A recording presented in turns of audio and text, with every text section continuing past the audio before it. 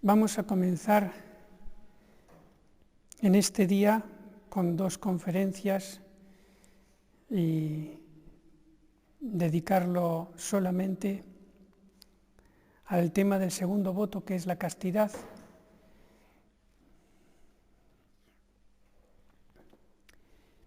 El religioso se obliga con voto, primero, a renunciar a la fundación de un hogar.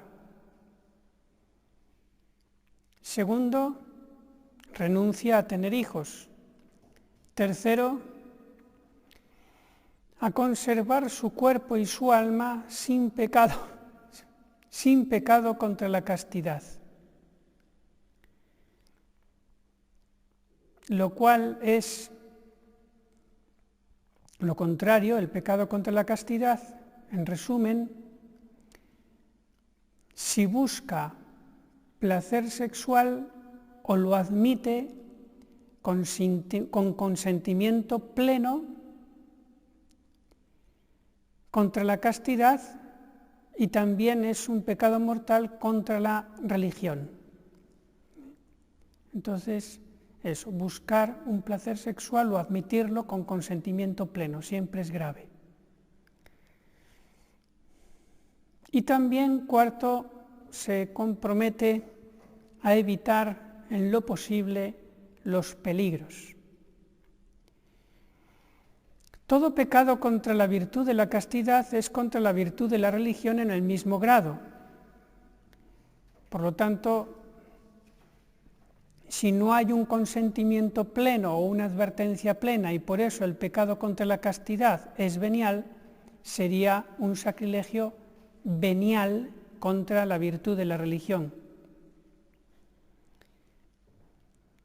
Quien viola este voto comete profanación y sacrilegio. El voto de castidad religioso convierte al alma religiosa en esposa de Cristo, como lo vimos en una anterior conferencia. Por su manera especial de amar a Jesucristo de una manera indivisa en el corazón. Y esto haciéndolo de una manera pública en la Iglesia.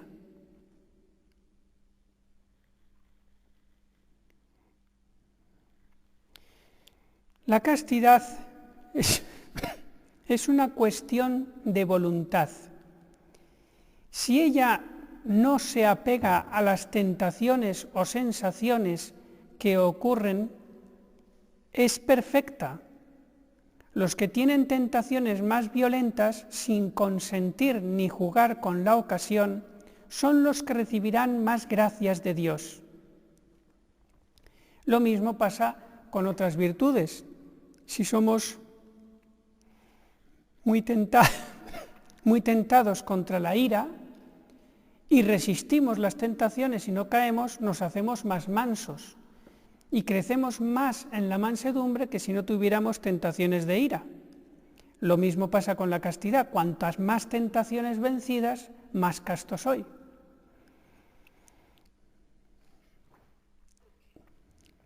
La castidad del alma es no querer ninguna curiosidad malsana. La castidad de la memoria es no recordar en concreto nada impuro del pasado. Y la castidad de la imaginación es evitar las divagaciones sensuales o sexuales. Sensuales, pues algo que a lo mejor en principio no es sexual, pero puede inclinar a nuestra naturaleza a que después eso se convierta en algo sexual.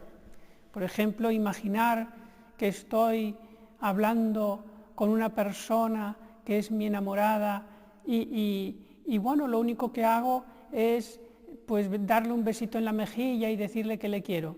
Y me lo imagino todo como una película romántica. Eso es lo sensual, y eso es peligroso, porque fácilmente viene lo otro.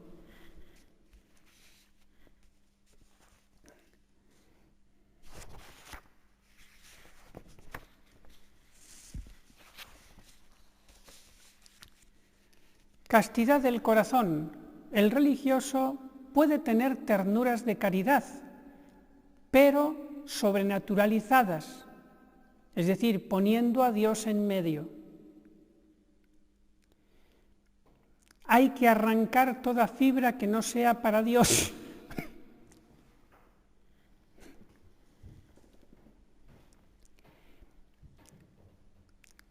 El autor dice esto, de que se puede tener ternuras de caridad, porque evidentemente el convento, la vida religiosa, no es un cuartel militar, ¿no?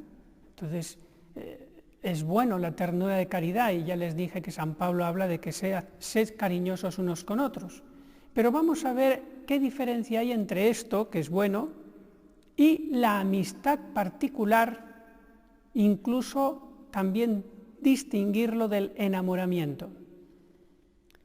Primero, el enamoramiento es algo que muchas veces no se busca, sino que de repente el corazón tiene un flechazo al conocer a una persona, aunque sea solamente de lejos o de haber hablado muy poco con ella, y siente ese flechazo.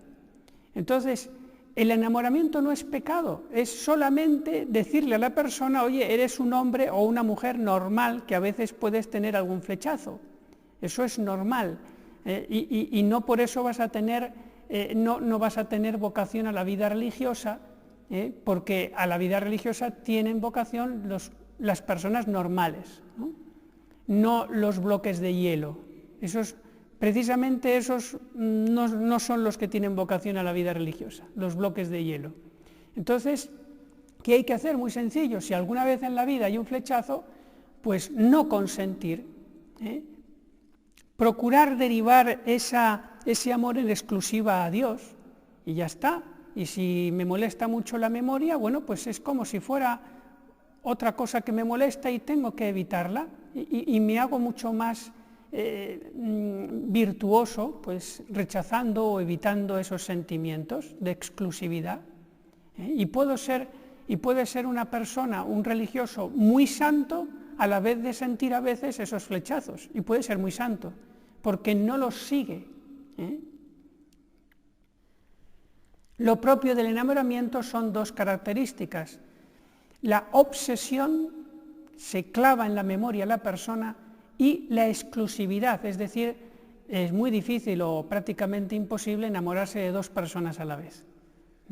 Por eso, bueno, no es el tema de Jesucristo y el cónyuge, pues ahí el marido o la esposa tienen que enamorarse de los dos a la vez, pero ya ven que no es la misma facilidad cuando uno se reserva solo para Jesús. Y ahora vamos a dedicar un poquito más de tiempo a la amistad particular, para diferenciarla de esa ternura de la que hablábamos antes de caridad. En resumen, lo propio de la amistad particular es que es un amor en detrimento del amor universal al resto de la comunidad.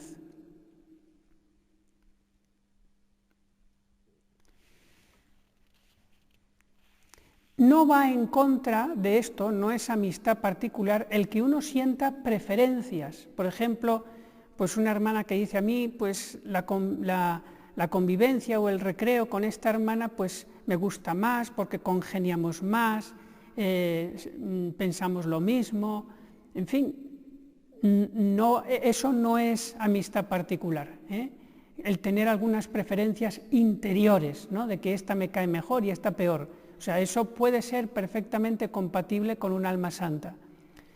El tema es que por caridad eso no se note. Es muy importante que no se note, que hacia afuera sea igual con todas, a no ser que haya una que por rencor o lo que sea me niega la confianza. Bueno, con ella seré más cuidadoso y educado, sin quitar nunca la educación. Pero si el otro ya está con pinchos, pues no puedo tener ternura de caridad con esa persona, pero por lo menos tendré educación y no devolveré nunca mal por mal. Vamos a ver en detalle cuáles son las características de la amistad particular mala. que no debe ser consentida en la vida religiosa. Primero, busca la exclusividad de trato, con más o menos desagrado de la presencia de los demás. Es decir, busca estar a solas con su amiguita. Eso ya es mala señal. Busca estar a solas y de tal manera la busca que cuando aparece un tercero o una tercera se siente incómoda. Vaya hombre, nos ha ahogado la fiesta, ya está la otra aquí. Segundo, halagarse y manifestarse expresamente el afecto fuera de lo normal entre religiosos. O sea, cuando ya es una melosidad exagerada, ¿no? Entonces eso también es sospechoso. Tercero, tendencia a contarse cosas íntimas y murmuraciones para desahogarse sin pretender una dirección espiritual.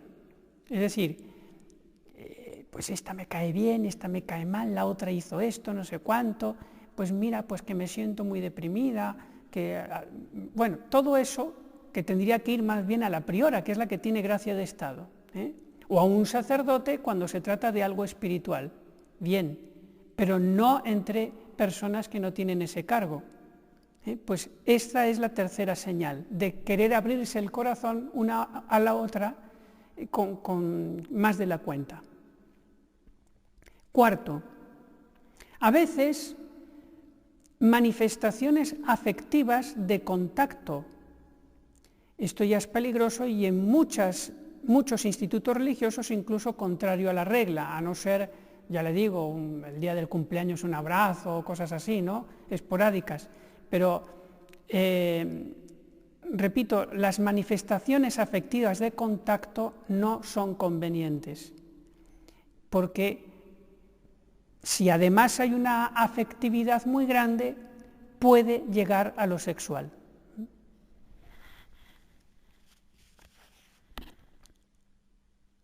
Hay que tener en cuenta que en estas manifestaciones de afecto de contacto, lo que a una persona normal le puede producir placer sexual, aunque sea leve, ya sería pecado mortal.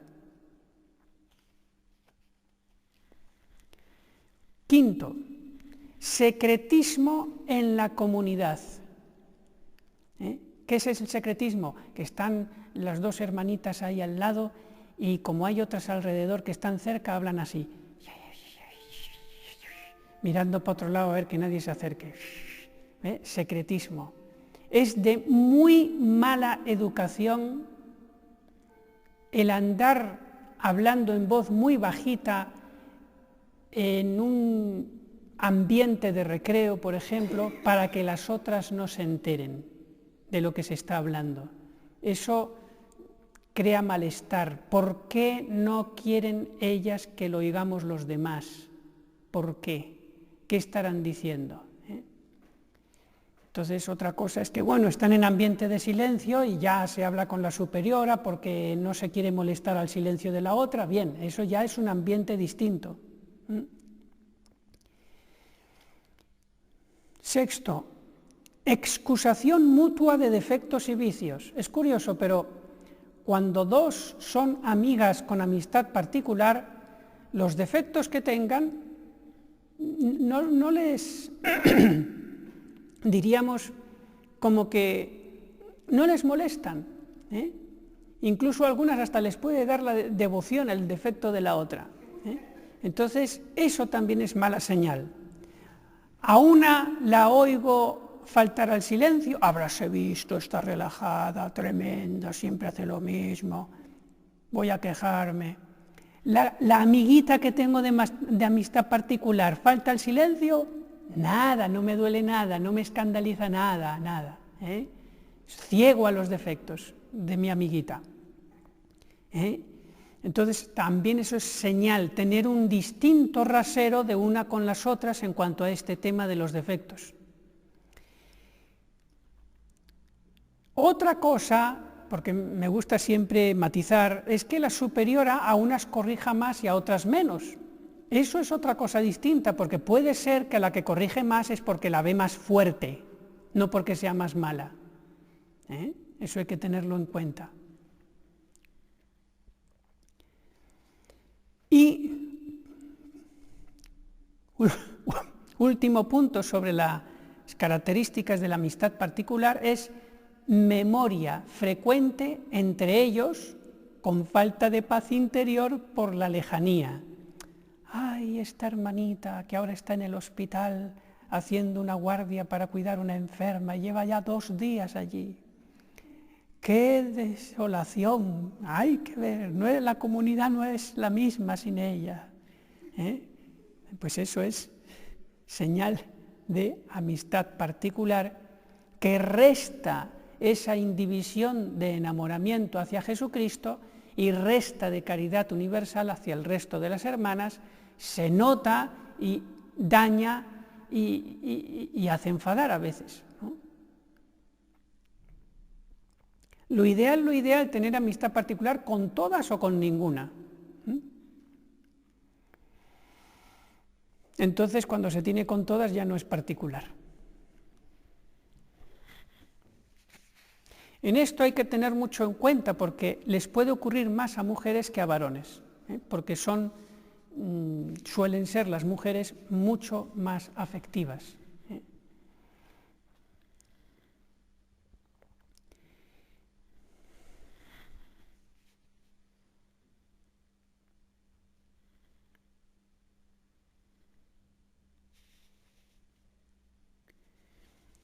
Y ese era el punto cuarto, la castidad del corazón. Y luego está el punto quinto, que es castidad del cuerpo. Y va enumerando el autor algunos puntos. Primero, los ojos, dice, habitualmente bajos y entrenados a esquivar la ocasión. Hoy día eso de llevar los ojos bajos, diríamos que no está de moda, te tienen como un raro, ¿no?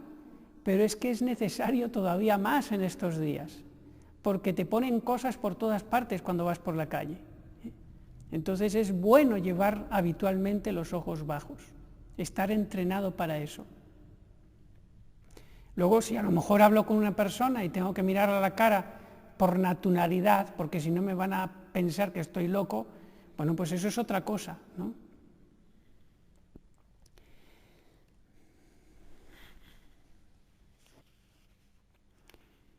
No es lo mismo ver que mirar.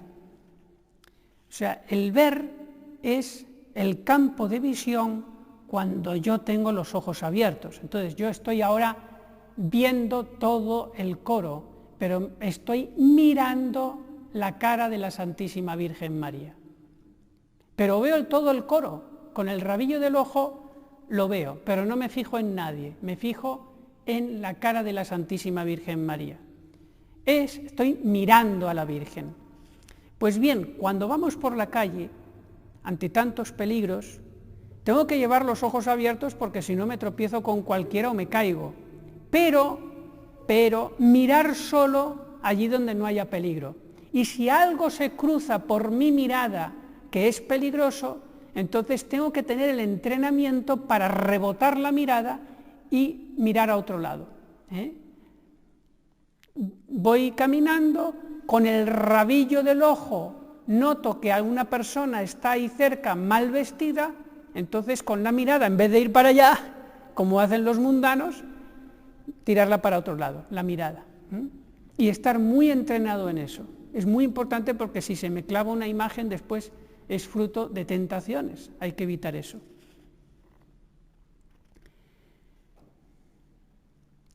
Oídos, cerrados a toda referencia al sexo. Lengua, evitar conversaciones sobre esos temas, a no ser que sea por una verdadera utilidad, por ejemplo, alguien que va al médico y tiene que hablar de ese tema, ¿no?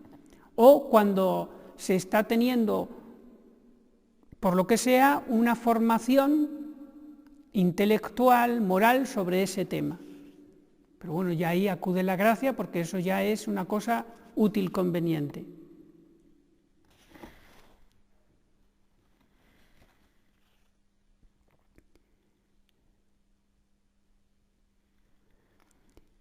Lengua, tercero, ya lo dije. Cuarto, manos, nunca como instrumentos de tropiezo. Quinto, fisionomía, modestia en la postura del cuerpo y en el andar. En esto, pues más el autor supongo que se referiría a las mujeres, ¿no? Porque los varones no suelen poner posturas, en fin. Entonces, más bien esto suelen caer las mujeres, ¿no? Si eso lo hiciera un hombre, vamos, era para morirse de vergüenza, ¿no? Aunque hoy en día eso del gay no está muy, no está tan diríamos como antes, ¿eh? Ahora está el orgullo gay, ¿no? ¡Oh, qué bien, el orgullo! Estoy orgulloso de ser gay, ¿no? La virtud de la castidad es muy frágil porque lucha contra la química. Esto hay que tenerlo muy en cuenta. Por eso las cautelas, raramente en cauteles seremos exagerados, raro, porque estamos luchando contra la química, es decir, hormonas que hay en nuestro cuerpo que despiertan, hormonas. Entonces, la carne, el cuerpo, está especialmente diseñado por Dios para multiplicar la especie y encima está incentivada por la concupiscencia, fruto del pecado original. Alguno puede preguntar, ¿por qué Dios creó esa pasión tan fuerte? Respuesta, porque Dios quiere la vida, creced y multiplicaos. ¿Y por qué Dios quiere tanto que nos multipliquemos? ¿Por qué quiere tanto la vida, seres nuevos? Porque Dios les quiere dar el cielo, Dios quiere cumplir cuanto antes el número de los elegidos para venir cuanto antes Él en gloria al fin del mundo. Por eso, y el demonio todo lo contrario, anticoncepción, aborto, todo lo que se pueda, para que no nazcan niños. Entonces, como somos egoístas, si no hubiera puesto Dios esa pasión, la especie humana ya estaría extinguida, porque nadie va a tener un hijo con molestia.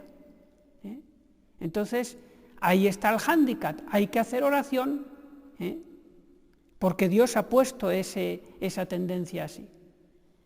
Y tiene sus razones. Disposiciones que favorecen la lujuria, el temperamento, la juventud y experiencias pasadas. Por ejemplo, una persona de carácter nervioso puede tener más tendencia que, por ejemplo, un flemático. Una persona joven mucho más que una anciana. Segundo, confesiones mal hechas que dejan los pecados mortales en el alma haciendo muchísimo estrago. Sobre esto el autor trae unas frases que quería leer. Dice así, y eso que este libro está hecho para religiosos, ¿no? Pero en la Iglesia puede haber de todo. Las confesiones mal hechas, no abriendo del todo el corazón, no se dicen todas las miserias, no se descubren los afectos, se disfrazan o se atenúan los consentimientos, se buscan los confesores más cómodos y el resultado es que no hay quien les advierta que se ciegan, que se duermen, que se exponen, que se privan del socorro particular de la providencia, que pretenden engañar a Dios, que lo irritan y finalmente que caen.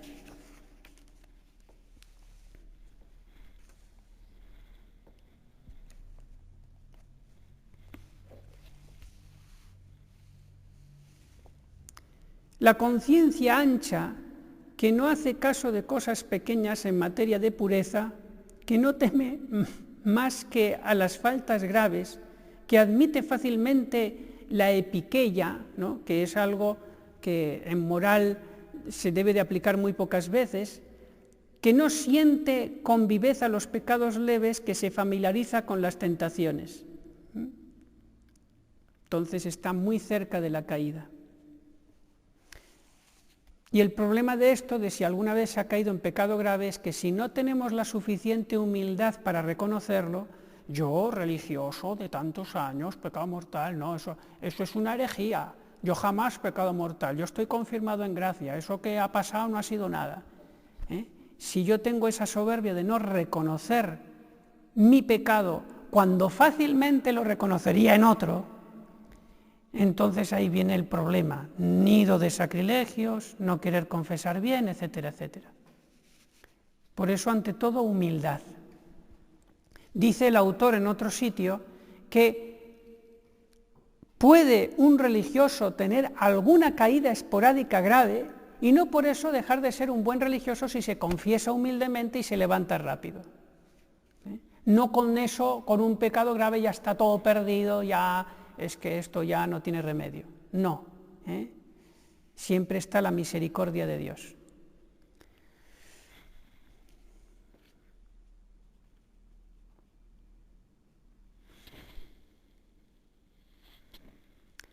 Cuarto, la vida tibia que lleva culpablemente a 1000 tentaciones y peligros.